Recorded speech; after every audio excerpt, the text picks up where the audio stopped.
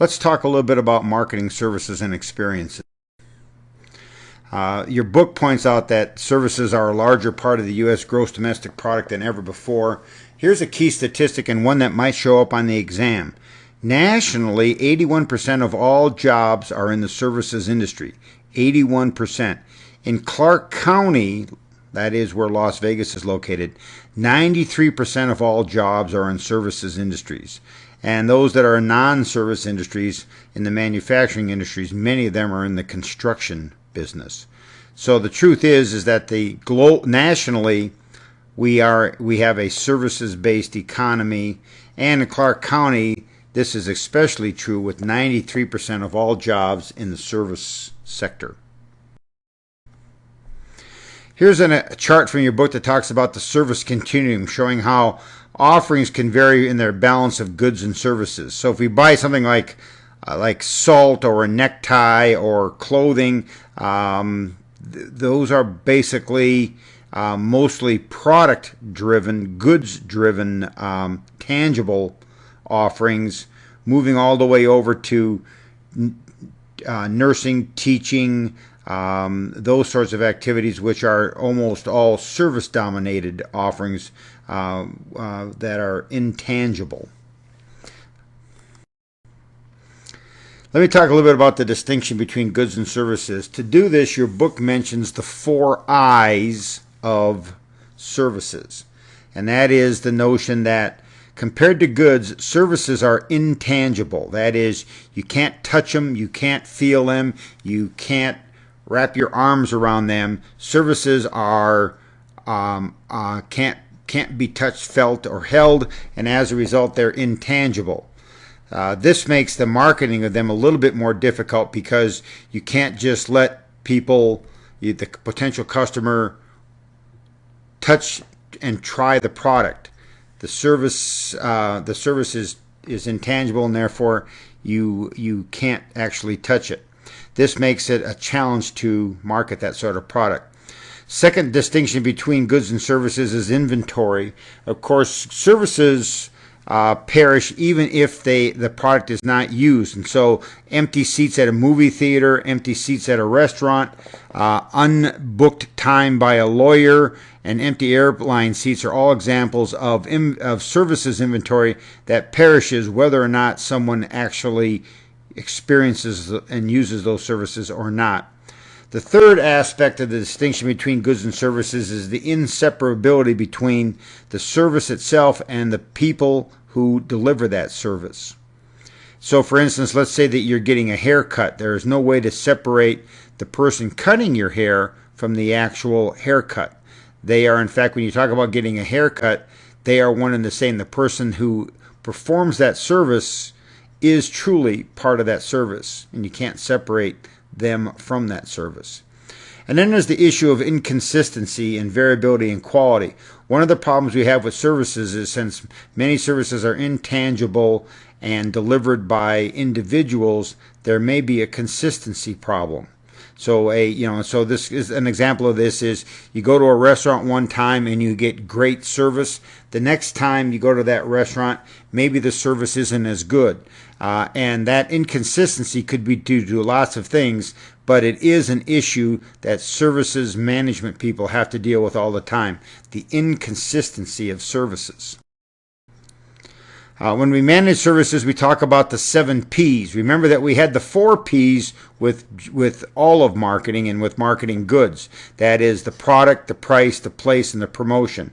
The argument is that managing services adds 4 more aspects to the services, and these are the people, the processes, productivity, and the physical goods or services. And of course, the argument here is that when we're managing services, we have to be worried about how we manage the people. Since people are an integral part of most services, the way that we manage those people in reality is the way that we manage the delivery of the services. We also then, when we're managing services, have to worry about the process. That is, how things are done, the scripts that people follow, that the employees follow, and the processes that we use to deliver that service. Then there's the issue of productivity of services. That is, you all have been to a grocery store and one person is checking people out very fast, and the next line, the person checking out people is much slower. So the issues about unevenness and productivity across individuals providing a service is something that managing services has to deal with. And then there's all of the physical aspects of managing a service. Here we have a chart that your book uses describing the 5 dimensions of service quality. The 5 dimensions of service quality include reliability, that is the ability to perform a service as promised. The tangibles, that is the tangible aspects of a service that people can actually see to help them evaluate the service. These are things like the physical facilities, equipment, personnel, communication materials, etc. An example of this is a carpet cleaning business. If the carpet cleaning business comes to your house and they have a great big pump in the truck and they get out and they've all got crisp uniforms on and they're all clean cut and they all look like they know what they're doing, those are all tangible cues that suggest that this carpet cleaning company does high quality work, as opposed to a carpet cleaner who shows up in a pickup truck. He's got a rug doctor from the local grocery store and comes in and shampoos your carpet. That is an example of someone providing you with tangible cues that suggest that maybe they're not the best carpet cleaning business around. Next is responsiveness, is the willingness for your people to help customers and provide prompt service. The assurance that the employees exhibit in terms of their ability to get things done. And then the empathy, that is your employees' caring and individualized attention provided to customers.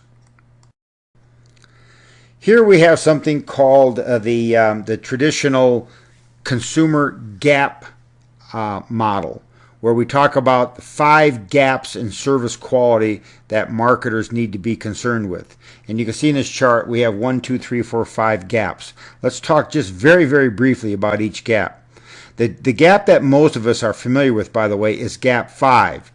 And so we'll get to that last. Gap 1 is the gap between customers' expectations and the organization's perceptions of customer expectations. So sometimes services that are provided are not what the customer expects because the organization doesn't understand what the customer's expectations are.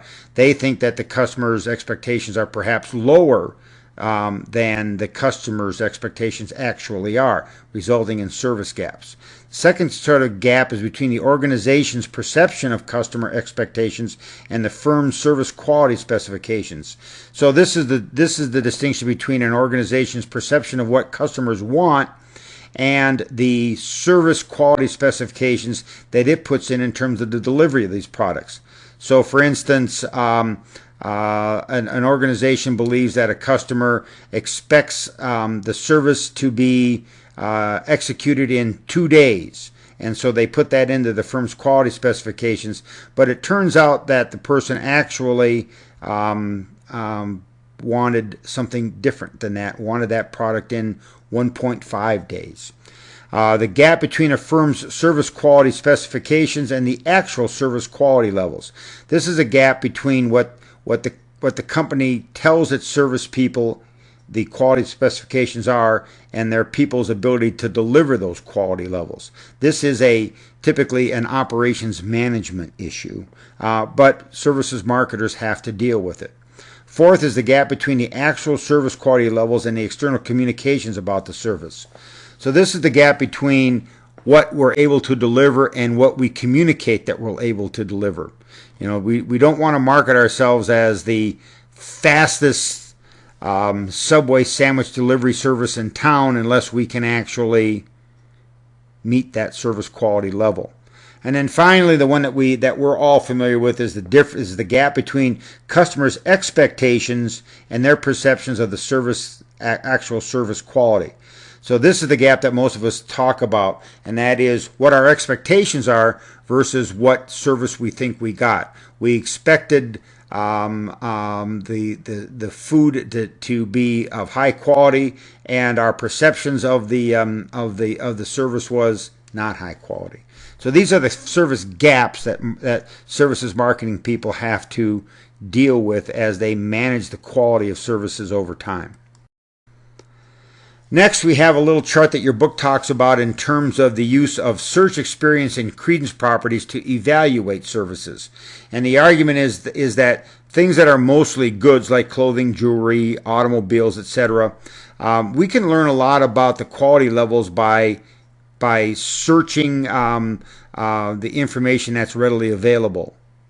Then there are products that are hard to evaluate until we actually try them. These are called high inexperience properties, products. And then we have products that even after we experience them, we don't really know what the quality of the work was, and we won't know until sometime in the future. And so we have three sorts of situations. However, it is important to point out that with online social media, online product evaluations, we now find that many people rely on online recommendations and evaluations to pre-evaluate high experience and high credence properties. And so as the use of social media by consumers to tell others about their product experiences expands, so does the use of these to evaluate all goods and services.